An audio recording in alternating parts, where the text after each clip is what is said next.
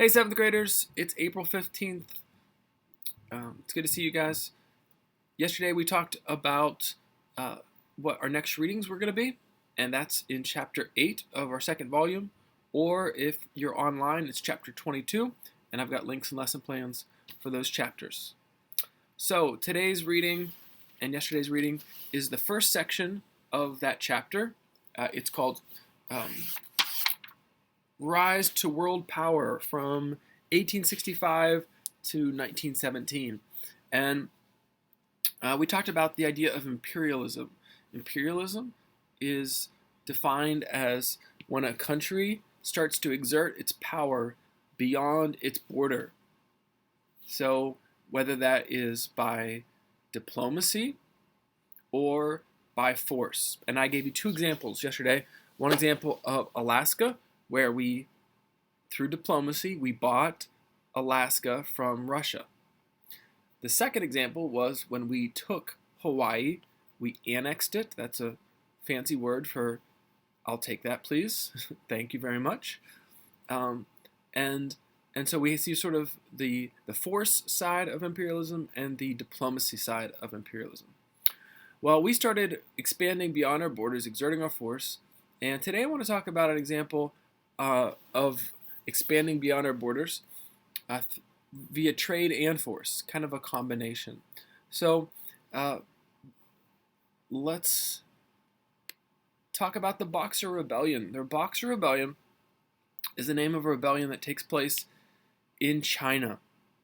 And that's the name we give it, the Boxer Rebellion, but that's not the name that people in China would have called it.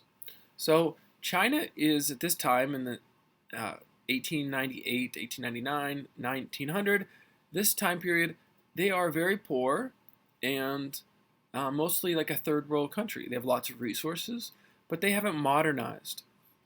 They are very numerous people, but not necessarily a very modernized country. And it was looked at by all of the modern countries as the next big market. This is where we can go to expand and trade, and people can buy our stuff, and we can get natural resources from them and trade them our finished products. And so all the different countries that were modern decided to rush in and start trading with it. And instead of fighting for it, which would have caused lots of problems, the modernized countries decided, well, we'll share it. We won't try to colonize it like we tried colonizing other places, like England had colonized India and other countries, Africa, the continent of Africa. They had made headway into France and made headway into it, and a lot of European countries had gone into Africa. They decided, you know what, we'll be civilized. We'll just share China amongst ourselves. Well, that led to a problem.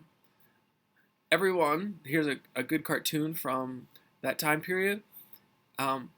They've got this sleeping dragon that they've captured in the cartoon, and all these different countries.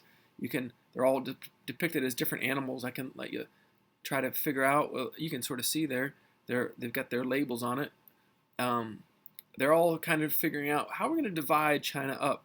And the caption at the bottom is, "The real trouble will come with the wake."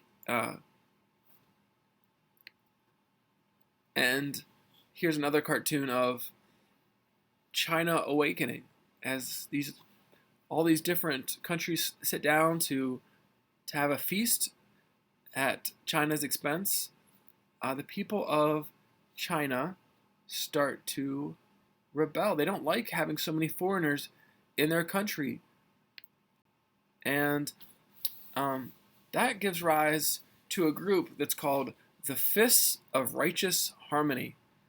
Or sometimes it's called other variations of those words, the righteous and harmonious fists, those kind of things. But that's what they called themselves. And they called themselves that because they were skilled at martial arts. They were people who were practicing physical martial arts, and they were trying to take back their country. We called them boxers because that's what we knew in the West was, oh, boxing, yeah, you guys are fighters.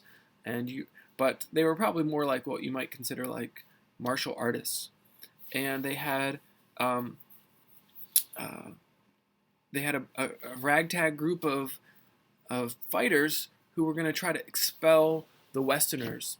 And you can see in this picture here that some of the casualties of that were Christians, missionaries who'd come into China. They were not necessarily trying to trade; they were trying to convert people.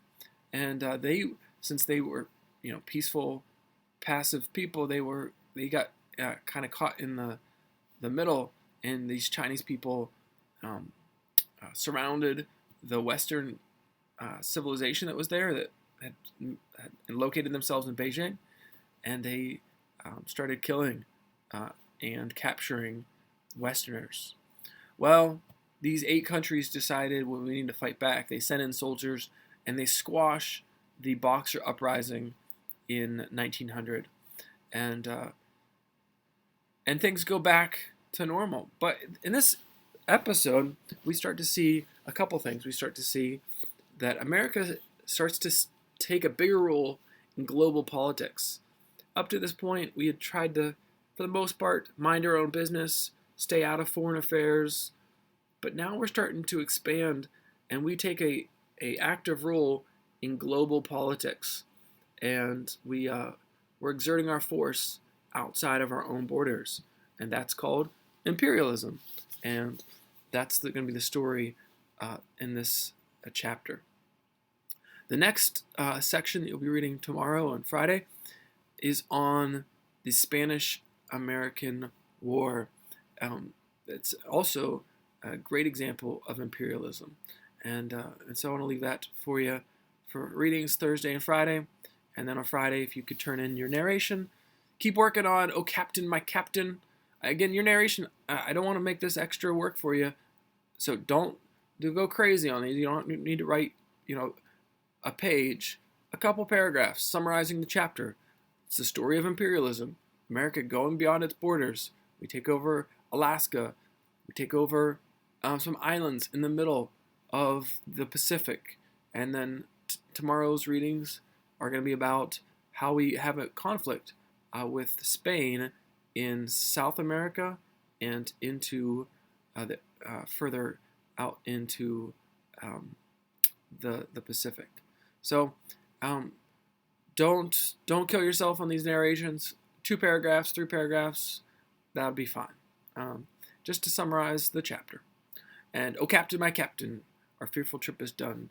Keep on working on that, and we said next week will be the due date for that. So don't stress. You guys are doing great.